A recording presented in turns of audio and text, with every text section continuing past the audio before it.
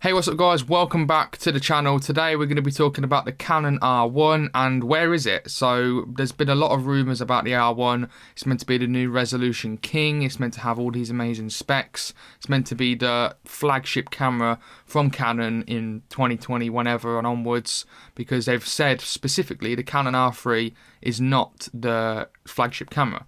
So basically, the Canon R1 will be their biggest and best camera. It will have the same body probably as the R3, but just a lot better internal specs. Now, there has been some rumours that it was meant to be coming out in 2022. That obviously did not happen.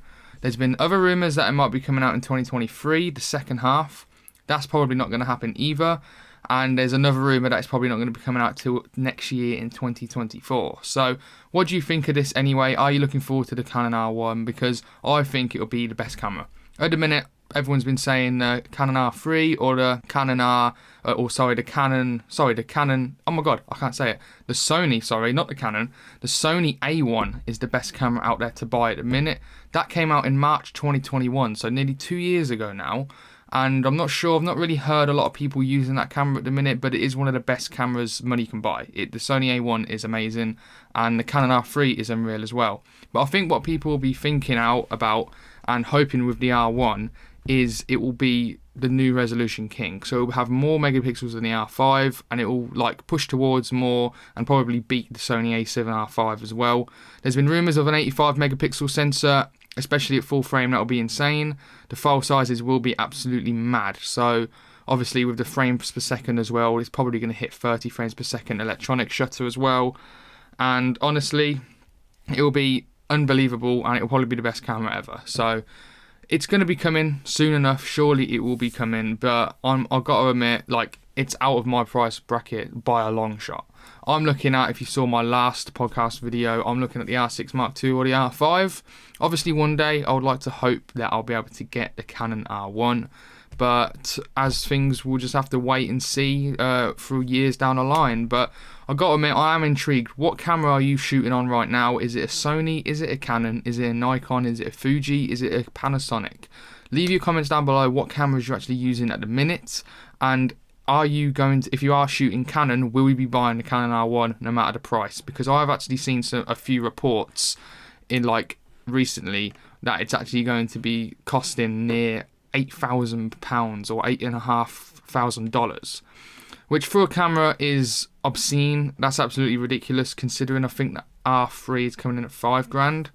So this will be for the best of the best, the top professionals, or anyone who just has loads of money basically. So they'll be picking up this camera, and I got to admit, the one good thing that these, I wouldn't say delays because it's not even been announced yet, but the one good thing, that the reason why it's not coming out for ages, 2024, it was meant to come out in 2022, rumoured to, is that they're taking their time. They don't want to rush something out. They're taking their time on their cameras. Everyone was basically concerned when they released the Canon EOS R, which is the camera I'm using now, and I understand because the video side of it is not good at all. 720p, 120 frames per second, a cropped 4K. It's not the best at all. It's a good photo camera. It's not the fastest photo camera, but it's a very good photo camera. You've got some really nice 30 megapixel sensor there, but the one thing is when that came out in 2018 was Sony was already way ahead in the mirrorless world and had the better bodies than it.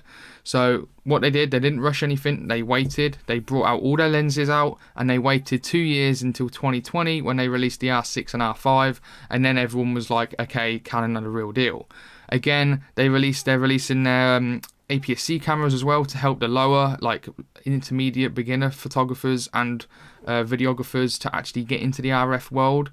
But with obviously the release of the Canon R3, which is not their flagship, but I'll tell you what, that does look like a very, very good camera. I've seen so many people actually switch over to the Canon R3, and it's great for sports. So if you're a sports photographer, you'll be all over that. You can shoot 30 frames per second, I think, electronic mode. I know the R6 Mark II can now shoot 40, which is mad, but it don't have a stacked sensor like the R3. So they are taking their time. They're slowly bringing them out because they know people will stay. I think the main thing Canon really need to do now is open up their lens mount. And I do understand where they were coming from when they actually were closing it off, because all of these companies like Samyang and Viltrox and everyone like that. They're not the best lenses ever. Like, they're really cheap. Like, you'll find an 85mm f1.4 for about 300 quid. I mean, it's an autofocus lens as well, so it's not the best lens ever.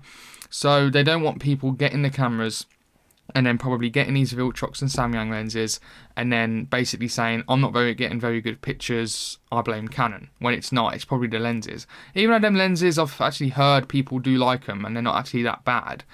But that's probably where Canon are coming from, to be honest. And they don't want people blaming the cameras, because at the end of the day, the cameras are phenomenal. So that's why they're not opening it up. But I really do think they should open it up to Sigma and Tamron, because they are producing some amazing lenses over at Sony and also Nikon as well, from like the Sigma Art Prime lenses. I recently just used the EF Sigma 50mm f1.2, or was it 1.4? It might have been 1.4, and that lens is... oh, it's so amazing. It's so beautiful. F1.4 is crazy. And literally Tamron as well, they're releasing, I think they just released like a, what was it, a 50, or I can't remember. It might have been like a crazy, like a wide angle, like a 24 to 200 or 50 to 400 or something like that. And it's a really good lens. Obviously, you've got the high apertures, but it's a great lens. So I really do think they should be opening it up to the world, basically. They should be opening their mount up to the world, because once they do that, they'll get so many more people in buying their Canon cameras, such as the Canon R, Canon RP maybe, the Canon R7, R10, R6, you know, R5, and the higher professionals R3, and eventually the R1.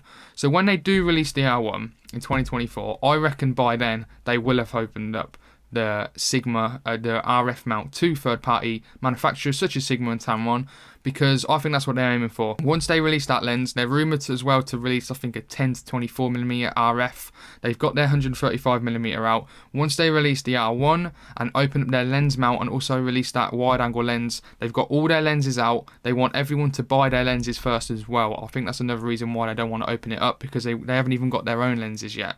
So if Sigma come out and release a 10 to 24 or whatever, really ultra-wide-angle full-frame lens, everyone's going to be buying that because Canon don't have one yet. So once they release all these cameras and all these lenses, got everything out and be like, here you go, our RF lineup is completely filled out with everything that you need, and then they're going to build on top of that with the Mark IIs, I think that is when they're going to be actually opening up their mount to third-party manufacturers. And to be fair, people say it's not the best choice because there are people now either ditching Canon or not upgrading or switching over to the RF mount from EF and just going over to Sony because of this third-party option problem. But at the end of the day, the way I see it is I'm coming from someone who don't have the biggest budget in the world, but I'm trying to get as many lenses as I can. I've got an EF L lens, the 16 to 35, what I'm shooting on now. I've got the 70 to 200 f2.8, and I've got the 50mm f1.8, and I've also got the 35 1.8. 70 to 200 is EF, if I didn't say that, and the two other primes are RF. I would love to buy some Sigma lenses and getting some cheap options just to build up my kit a bit. However, I have stuck to Canon at the minute, mainly because there wasn't an RF mount. But to be fair, like the thing with the EF lenses aren't bad at all. They are amazing. It's what people were using for absolute years before Canon even released mirrorless lenses and cameras. So the fact that you can use an EF to RF mount adapter and get Sigma and Tamron lenses from EF, I don't think it's a big deal at all. Yes, you're gaining a little bit of length on as well. The weight's nothing, but you gain a little bit of length, so it is going to be a lot longer, and it's probably harder to fit stuff in your bag if you're like leaving a 70 to 200 on.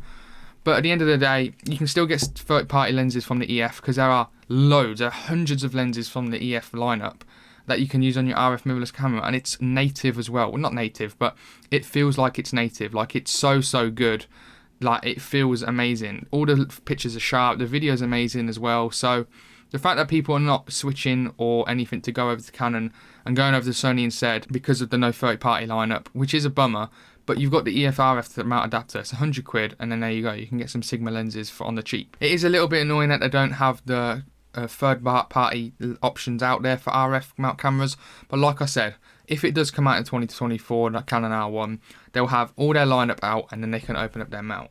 So what do you guys actually think on this matter anyway? Do you think it's a really big deal? Is it stopping you from switching over to Canon RF if you're on the EF line? Is it even stopping you from buying into the Canon camera if you're a beginner and you don't have any lenses or any cameras at all? You're buying your first camera, because I've got to admit, I think the Canon R7 for a first camera is a little bit expensive, but it's unreal. If that camera came out when I was actually getting into the Canon R system, I would have 100% bought that camera because it's amazing. But what do you actually think of it? Is it a real bummer? Do you think EF lenses are good enough for the RF mount system? Do you think like it's a problem at all, or do you think you're just going to wait it out, or do you not care? Leave your comments down below because I really do want to know what everyone actually thinks on this matter.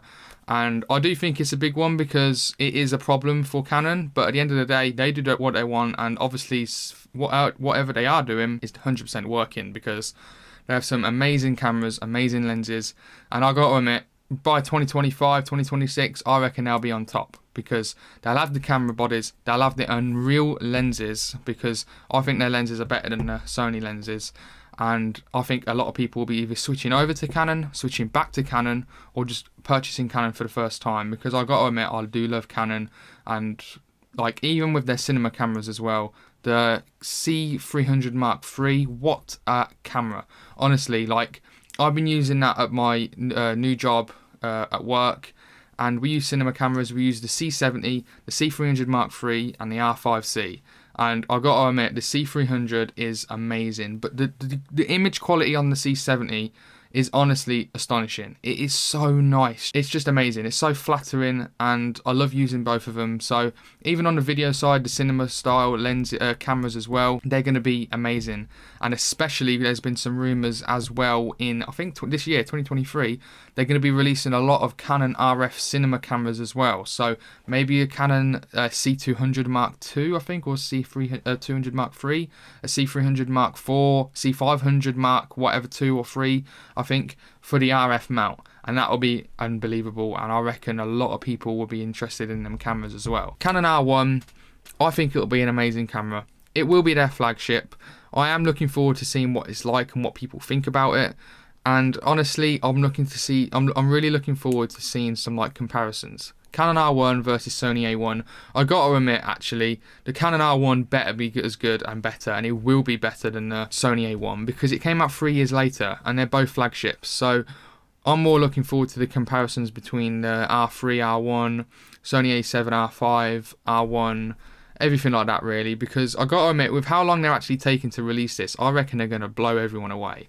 They're going to have an unbelievably high megapixel sensor. They're going to be able to shoot crazy frames per second. You're going to be able to probably shoot, I would say, 240 frames per second in 1080. If they can get it in 4K, that's unreal. Especially if they're asking for an £8,000 price tag as well. That's like cinema camera level territory. That's going to be a lot of money. But if this is going to be a hybrid camera, it'll probably be one of the best hybrid cameras of all time, because I've got to admit, if I did have the money, and hopefully one day I will be definitely getting this camera.